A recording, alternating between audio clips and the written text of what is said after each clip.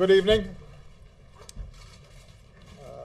There are still some very important votes to be taken by members of Congress, but I want to announce that the leaders of both parties in both chambers have reached an agreement that will reduce the deficit and avoid default, a default that would have had a devastating effect on our economy. The first part of this agreement will cut about $1 trillion in spending over the next 10 years, cuts that both parties had agreed to early on in this process.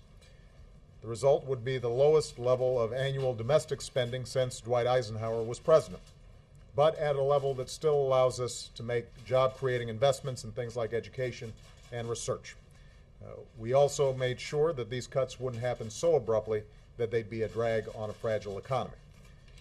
Now, I've said from the beginning that the ultimate solution to our deficit problem must be balance.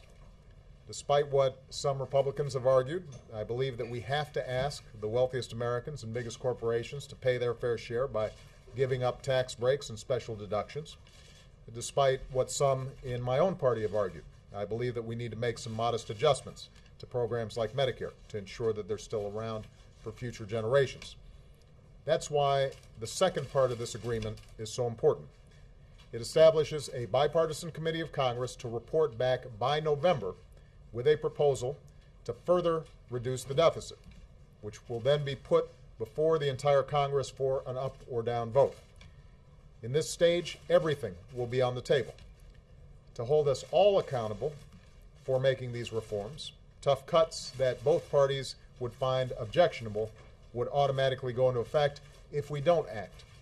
And over the next few months, I'll continue to make a detailed case to these lawmakers about why I believe a balanced approach is necessary to finish the job. Now, is this the deal I would have preferred? No. I believe that we could have made the tough choices required on entitlement reform and tax reform right now, rather than through a special congressional committee process. But this compromise does make a serious down payment on the deficit reduction we need and gives each party a strong incentive to get a balanced plan done before the end of the year. Most importantly, it will allow us to avoid default and end the crisis that Washington imposed on the rest of America. It ensures also that we will not face this same kind of crisis again in 6 months or 8 months or 12 months. And it will begin to lift the cloud of debt and the cloud of uncertainty that hangs over our economy. Now, this process has been messy. It's taken far too long.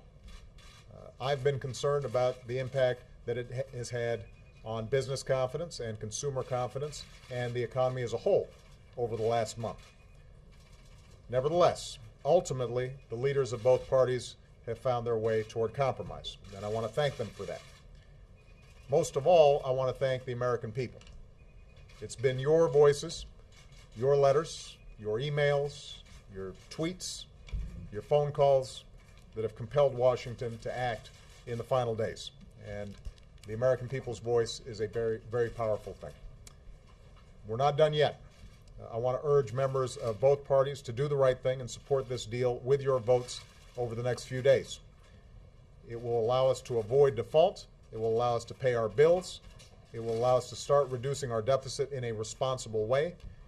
And it will allow us to turn to the very important business of doing everything we can to create jobs, boost wages, and grow this economy faster than it's currently growing. That's what the American people sent us here to do, and that's what we should be devoting all of our time to accomplishing in the months ahead. Thank you very much, everybody. Mr. President.